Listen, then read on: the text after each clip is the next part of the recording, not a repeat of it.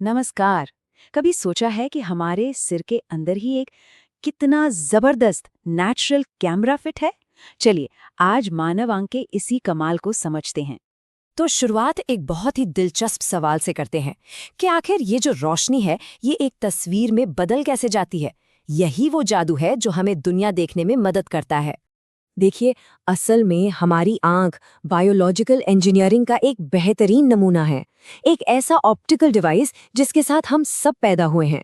इसे समझने का सबसे आसान तरीका है एक कैमरे के बारे में सोचना। ये पूरी की पूरी कॉम्प्लेक्स प्रक्रिया को ना एक जानी पहचानी चीज जैसा बना देता है। मतलब आंख एक कैमरे की तरह ही काम करती है, जो एक असली और हाँ एक उल्टी तस्वीर बनाती है, और हमारा दिमाग वो इस उल्टी तस्वीर को सीधा करके हमें दिखाता है। ठीक है, तो अब असली सफर पर चलते हैं। चलिए, प्रकाश की किरण के पीछे पीछे चलते हैं और देखते हैं कि आंख के अंदर उसका रास्ता कितना शानदार होता है। इस सफर में ना 3 बहुत जरूरी चेक पॉइंट्स हैं, और हर चेक पॉइंट का काम है लाइट को मोड़ना और उसे कंट्रोल करना। तो ये सफर शुरू होता है कॉर्निया से।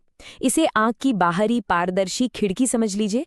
लाइट को फोकस करने का ज्यादातर भारी काम मतलब रिफ्रैक्शन यहीं से शुरू होता है। इसके बाद नंबर आता है आइरिस का। अरे वही आंख का रंगीन वाला हिस्सा। ये बिल्कुल कैमरे के अपर्चर की तरह है, जो पुतली को छोटा बड़ा करके ये तय करता है कि अंदर कितनी रोशनी जाएगी। तेज रोशनी में पुतली सिकुड़ जाती है और कम रोशनी में फैलकर बड़ी हो जाती। अब आता है फाइनल टच। फोकसिंग का आखिरी काम करता है नेत्र लेंस। ये एक उत्तल यानी कॉन्वेक्स लेंस है जो एकदम सटीक एडजस्टमेंट करता है ताकि रेटिना पर तस्वीर बिल्कुल शार्प बने। तो लाइट अब आंख के अंदर है और फोकस भी हो चुकी है। अब देखते हैं कि आंख के पिछले पर्दे पर ये एक तस्वीर की शक्ल कैसे लेती है। तो नतीजा क्या होता है? नतीजा ये है कि आंख की स्क्रीन पर जो तस्वीर बनती है वो असल में उल्टी होती है और बहुत छोटी। और यहाँ देखिए, ये चीज़ कितनी शानदार है कि हमारी आंख की बनावट और कैमरे की टेक्नोलॉजी में कितनी समानता है। आइरिस कैमरे के अपर्चर की तरह है, नेत्र लेंस कैमरा लेंस की तरह, और रेटिना वो डिजिटल सेंसर या फिल्म की तरह काम करता है। रेटिना वो सबसे ज़रूरी स्क्रीन है। ये लाइट सेंसिटिव सेल्स से खचाखच भरी होती हैं, और इन्हीं सेल्स का काम है रोशनी को इलेक्ट्रिकल सिग्नल्स में बदलना। और आखिर में ऑप्टिक नर्व यानी दृष्टि तंत्रिका। ये एक हाई स्पीड केबल की तरह है जो रेटिना से मिले इन सारे सिग्नल्स को प्रोसेसिंग के लिए सीधे दिमाग तक पहुंचा देती है। अब एक और बहुत दिलचस्प बात वो ये है कि हमारी आंख कैसे पलक झपकते ही पास और दूर की चीजों पर अपना फोकस बदल लेती है।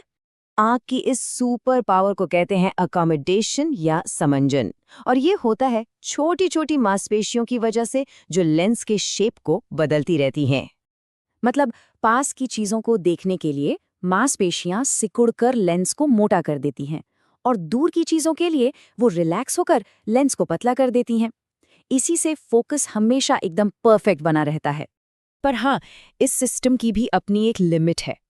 ज्यादातर लोगों के लिए वो सबसे करीबी दूरी जहां तक हम साफ देख सकते हैं वो होती है लगभग 25 सेंटीमीटर। और वहीं दूसरी तरफ दूर देखने की कोई सीमा नहीं है। एक स्वस्थ आंख अनंत तक, मतलब इन्फिनिटी तक, दूर की चीजों पर आराम से फोकस कर सकती है। लेकिन तब क्या होता है जब ये इतना सटीक सिस्टम ठीक से काम नहीं कर पाता? तो यहाँ नज़र की कुछ आम परेशानियां और उनके उपाय बताए गए हैं। जैसे मायोपिया, जिसमें दूर का धुंधला दिखता है, उसे अवतल लेंस से ठीक करते हैं।